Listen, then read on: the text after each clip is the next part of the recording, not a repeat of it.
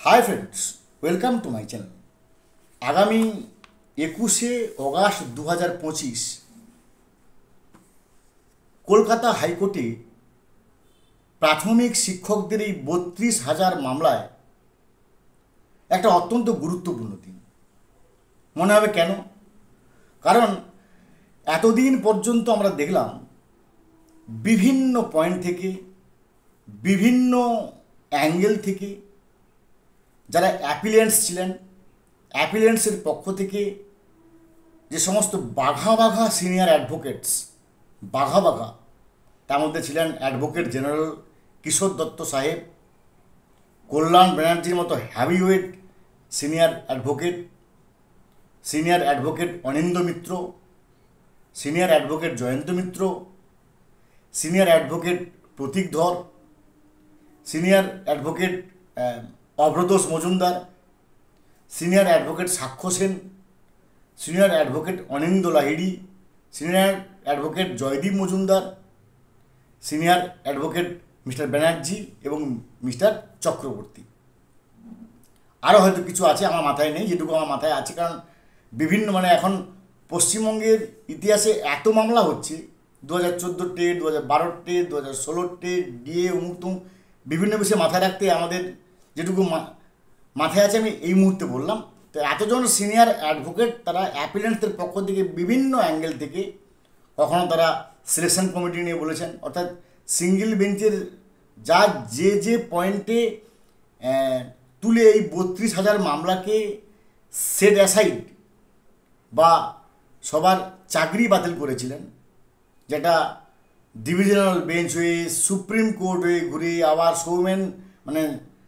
Divisional bench Soumen সেনের divisional bench হয়ে বর্তমান জাস্টিস তপব্রত চক্রবর্তী এবং জাস্টিস ঋতব্রত কুমার মিত্রের ডিভিশনাল বেঞ্চে আসছে। সেখানে অ্যাপিলেন্টসরা বিভিন্ন বিষয়ে কথা বলেছেন। কখনো তারা সিঙ্গেল জাজের সিলেকশন কমিটির প্রশ্নে বলেছেন, অ্যাপটিচিউড টেস্ট নিয়ে বলেছেন, প্যানেল প্রকাশ নিয়ে বলেছেন, ওনারা এই সিবিআই তদন্ত নিয়ে বলেছেন, টেট নিয়ে বলেছেন ইত্যাদি, ট্রেন্ড আনট্রেন্ড বিভিন্ন বিষয়ে ওনারা কথা বলেছেন। এবার 21শে অগাস্ট 2025 বলবেন যারা অরিজিনাল পিটিশনার্স, তার মধ্যে কে কে আছেন? Mister Tarunjyoti Tiwari, senior advocate Soumya Majumdar এবং সিনিয়র অ্যাডভোকেট বিকাশ রঞ্জন ভট্টাচার্য মহোদয়, এবং অ্যাডেড পার্টির হয়ে ফিরদৌস শামীম সাহেব এবং আরও অনেকে আছেন। যদি ওনাদের ক্যান অ্যাপ্রুভ হয়, এখনও পর্যন্ত ক্যান অ্যাপ্রুভ হয়নি, যেমন ধরুন অ্যাডভোকেট সুদীপ্ত বাবুর ক্যান এখনও পর্যন্ত অ্যাপ্রুভ হয়নি। ক্যান যদি অ্যাপ্রুভ হয় উনি কথা বলতে পারবেন, আর ক্যান যদি অ্যাপ্রুভ না হয় উনি কথা বলতে পারবেন না। আর ফিরদৌস শামীম সাহেব উনি অ্যাডেড পার্টির, উনি ডাইরেক্টলি বলতে পারবেন না, অ্যাডেড পার্টির উনি এই শুধুমাত্র 32,000 মামলার পেছনে তার সঙ্গে এটাকে অ্যাডেড পার্টিরা কথা বলতে পারবেন। একমাত্র বিস্তারিত বলতে পারবেন তরুণজ্যোতি তিওয়ারি স্যার, সৌম্য মজুমদার স্যার এবং বিকাশ রঞ্জন ভট্টাচার্য মহোদয়। মনে হতে পারে তাহলে এর পেছনে কী ঘটনা ঘটতে পারে না। 21শে অগাস্ট 2025 আমি কেন বলছি গুরুত্বপূর্ণ না, অ্যাপিলেন্টসরা যে বিষয়ে কথা বলেছেন সেগুলোকে এবার খণ্ডন করতে হবে। আগে আমরা জানিয়ে আসুন একটা মামলা ক্যান্সেল কেন হয়, চাকরি ক্যান্সেল কেন হয়েছে, তার যথাবিহিত বিস্তারিত রিপোর্ট আপনাকে জানতে হবে।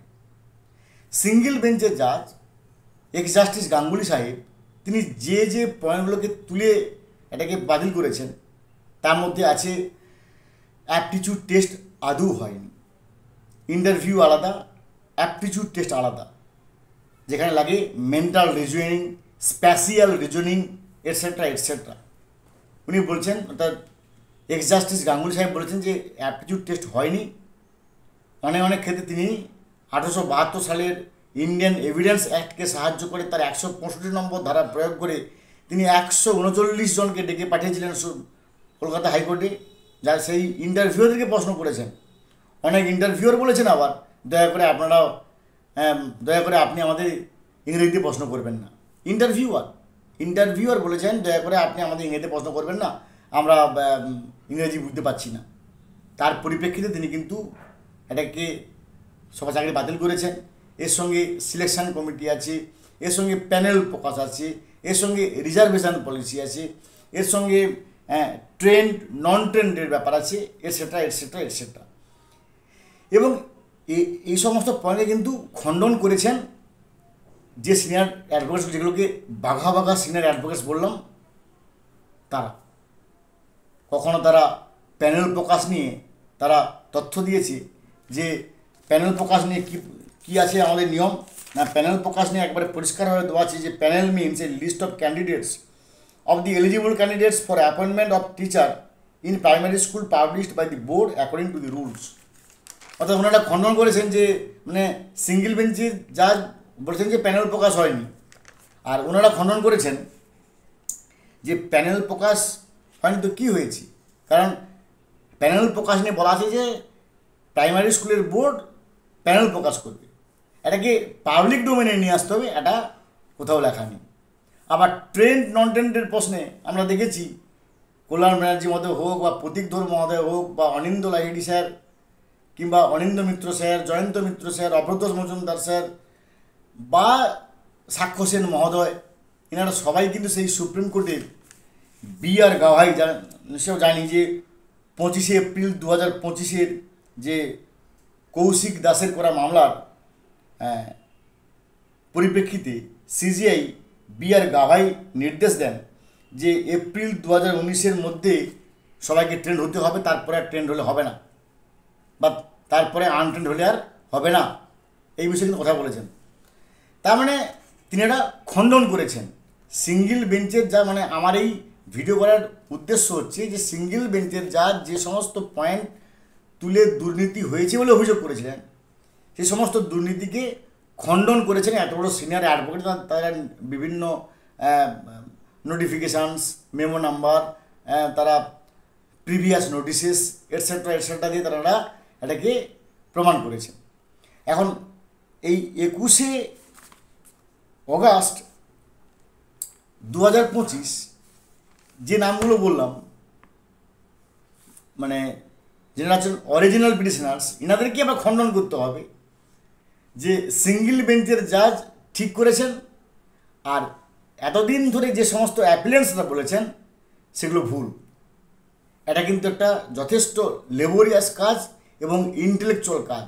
এতগুলো সিনিয়র অ্যাডভোকেটসের তথ্যকে নাকচ করার পরে তবে গিয়ে প্রমাণিত হবে যে হ্যাঁ তাহলে সিঙ্গেল বেঞ্চের জাজ ঠিক ছিলেন, আর যদি প্রমাণ করতে না পারেন তার সিঙ্গেল বেঞ্চের জাজ ভুল ছিলেন। সিঙ্গেল বেঞ্চের জাজ ভুল মানে জাজমেন্ট ভুল, জাজমেন্ট ভুল মানে পুরোটা সেরাসাইট, অর্থাৎ 32,000 যেমন ছিলেন তেমন থাকবে। ফলে আমাদের কিন্তু অবশ্যই দেখার বিষয় যে আগামী 21শে অগাস্ট কীভাবে শুরু হয় এবং প্রথম কে সওয়াল করেন, কীভাবে সওয়াল করেন। ভালো থাকুন, have a good day, thanks.